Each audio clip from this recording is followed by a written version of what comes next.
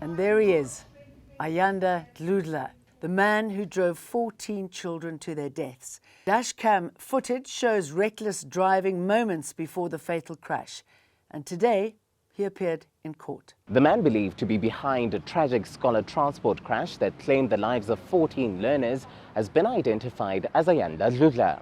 Dludla made his first court appearance before the Kruger Park Magistrates Court today, facing 14 counts of murder, 3 of attempted murder, among others. Now, earlier today, police confirmed to the media that 2 other learners died as a result of their injuries in hospital. What we understand so far was that 12 died on the scene, 5 others were taken to hospital, and from that 5, 2 died this morning. Dludla then abandoned his bail application when he made his appearance today with his head hung low and speaking softly, prompting the magistrate to urge him to speak a bit louder. The court then enforced strict regulations against the media, citing that the media cannot show the faces of the magistrate herself, cannot show the prosecutor or the defense attorney. For now, Dludla remains in custody and is expected back in this here very court on the 5th of March. Mungi Ziko, Eyewitness News at the Kruger Park Magistrates Court. And it's taken that horror to trigger intensified stop and search operations. In the south of Johannesburg, a scholar transport driver has been arrested for overloading after traffic police found him transporting 28 learners in a 14-seater bus. More than 60 unroadworthy vehicles have been impounded with dozens of fines for non-compliance issued. It's now 60 that we've impounded, 60 vehicles. So, firstly, it's because some of them are not roadworthy. The second reason is that some of them do not meet the permitting criteria that I have outlined, and that the operators have expired permits or expired public driver permits. Because anyone who transports passengers is required to have a special driving license that has to be renewed every 2 years. Parliament suspended Ekurhuleni Metro Police Deputy Chief Julius Mkhwanazi opened his testimony with a blunt line, yes, he has links to Vusimuzi Cat Matlala. Flood damage at Kruger National Park is estimated at around 500 million rand, while hundreds of staff are still cut off by floodwaters. At Davos, Donald Trump has unveiled a new board of peace, first pitched as a plan to rebuild Gaza without a single Palestinian on it. EWN, in touch, in tune, and independent. The death toll from a shooting at Ntambankulu Primary School in Zwelitsha in the Eastern Cape has climbed to 3. Police say a former teacher, out on bail for alleged sexual assault involving learners, entered the school and opened fire on 3 educators. 1 teacher died at the scene, a second died later in hospital, and a third remains in critical condition. The suspect then turned the gun on himself and was declared dead on the scene. Yes, I have links to Vusimuzi Cat Matlala. That was an early admission from suspended Ekurhuleni Metro Police Deputy Chief Julius Mkhwanazi as he began testifying before Parliament's ad hoc committee probing police corruption. He told MPs he was suspended in February 2023 of allegations that blue lights and branded vehicles were supplied to a Matlala-linked security company. He was reinstated 3 months later. Mkhwanazi also appeared before the Madlanga Commission last year, is expected to face further questions about his ties to Matlala, including claims that he received money from him. Julius Mkhwanazi continued his denials that he provided police blue lights to Vusimuzi Cat Matlala.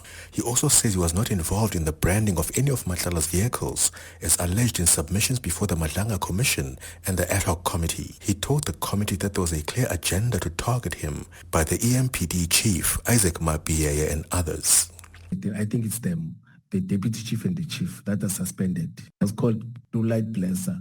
And I've said, can you show me those blue lights? I never saw those blue lights. You see, it was character assassination to deal with me, and they succeeded. It went everywhere. Mkhwanazi also defended receiving cash from Matlala and also told the committee that he also assisted Matlala with petrol money. Baba Londanza, Eyewitness News, Parliament.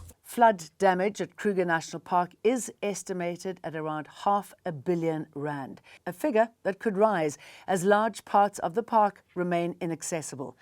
Forestry, Fisheries and Environment Minister Willie Oukamp today launched a Kruger Recovery Fund to support rebuilding, while praising Sandpark staff for safely evacuating visitors and employees. 500 staff at Mopani and Olifants camps are still unable to leave because of floodwaters. The destruction of its tourism flagship, Kruger National Park, puts a severe strain on the sustainability of the entire network of sandparks. He's also promised strict oversight of the Recovery Fund to protect donor money. Now, the South African Weather Service warns the Western Cape's fire season is far from over, with dangerous conditions expected to persist for months. The provincial government is now moving to approach the National Disaster Management Centre to have recent wildfires declared provincial disasters. Fires have scorched parts of the Cape Winelands, Overberg and the Garden Route. Premier Alan Windey says the scale and frequency of the blazes have stretched resources to breaking point, with the province having exhausted its disaster management budget, much of it spent on aerial firefighting. We have already in the province exhausted 19 million rand just from the 1st of December till the 11th of January. Primarily that's the first hour for the helicopter, then the municipality takes the second hour. Staying in the Western Cape, the Patriotic Alliance has tightened its grip in George, winning 2 wards from the DA in by-elections. 1 seat was taken by a councillor who defected from the DA last year. The DA says the result doesn't threaten its coalition with the FF Plus and ACDP. PA leader Gayton McKenzie says the party is building momentum ahead of local elections, with PA representation on council rising from 3 to 5 seats. Trump's new board of peace has no Palestinians on it. Unveiled at Davos, the initiative is being promoted by US President Donald Trump as a mechanism to resolve international conflicts and oversee post-war reconstruction. It was originally focused on rebuilding Gaza after the Israel-Hamas war, but now with a far broader global mandate. The board includes Trump allies like Jared Kushner and envoy Steve Witkoff, alongside leaders such as Benjamin Netanyahu and Vladimir Putin. Membership reportedly costs $1 billion. Now, the scope of the board has raised concerns it could sideline the United Nations. Britain and France are keeping their distance, while Saudi Arabia, Qatar and Egypt have signed on. Alleged baby snatcher Samima Jacobs now faces additional charges of fraud, forgery and human trafficking linked to the kidnapping of 9-year-old Imad Sharma at Middlestad Mall in Belleville. Jacobs was arrested 2 days after the June abduction, when police found her with a baby at her Tafelsig home. The state alleges she posed as multiple women, befriended the baby's mother, and forged hospital documents to fake a birth before taking the child. This development is significant. Crimes involving infants and children are serious, and it is critical that the charges fully reflect the gravity of the alleged conduct. The Special Investigating Unit has secured a court order to interdict the pension of former KwaZulu-Natal National Lotteries Commission official Sibonelo Vilakazi. Vilakazi is a former client liaison officer, and he's accused of abusing his position to help his wife, Nosipho Zuma, secure more than 31 million rand in NLC grants. The money was channeled through her company and used to buy luxury vehicles and properties. The SIU says the matter forms part of its broader crackdown on corruption at the National Lotteries Commission.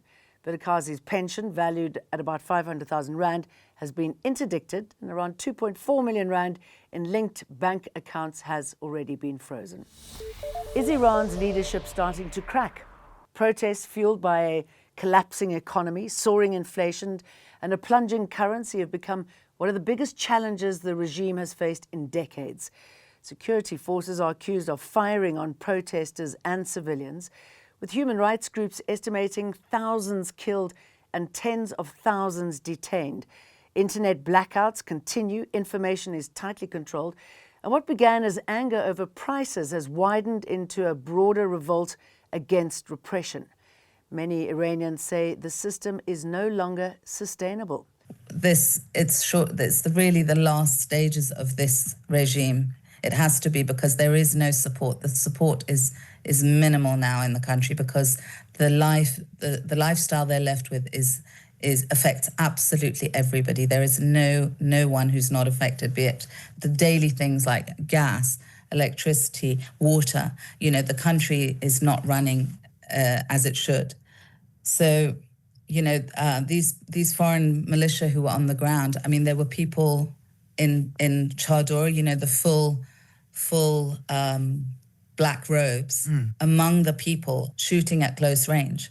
The other horror story is that what they do for the future is that they deliberately blinded people. So there are about 600 surgeries that we've heard of from ophthalmologists, who had to remove eyes from pellets that are deliberately shot at the eyes. So generally the shots were all to the head and chest, but there were pellets shot in eyes. So then you blind the people, and then they're very visible in society thereon. Yeah. So these are very dark tools of this regime. It's medieval.